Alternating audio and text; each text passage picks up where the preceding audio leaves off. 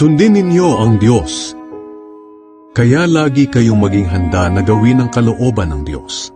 Magpakatatag kayo at lubos na umasa na matatanggap niyo ang mga pagpapalang ibibigay sa inyo kapag dumating na si Hesukristo. Bilang masunuring mga anak ng Diyos, huwag kayong padadala sa masasamang hilig ninyo noong hindi pa kayo nakakakilala sa Diyos. Banal ang Diyos na tumawag sa inyo, kaya dapat magpakabanal din kayo sa lahat ng ginagawa ninyo.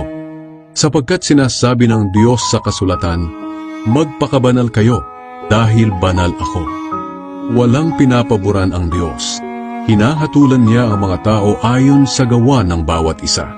Kaya kung tinatawag niyo siyang Ama kapag nananalangin kayo sa Kanya, igalang niyo siya habang naninirahan pa kayo sa mundong ito. Alam naman ninyo kung ano ang ipinangtubos sa inyo mula sa walang kabuluhang pamumuhay na minanan niyo sa mga ninuno ninyo. Ang ipinangtubos sa inyo'y hindi ang mga bagay na nawawala katulad ng ginto o pilak, kundi ang mahalagang dugo ni Kristo. Katulad siya ng isang tupa na walang dungis o kapintasan na inihandog sa Diyos.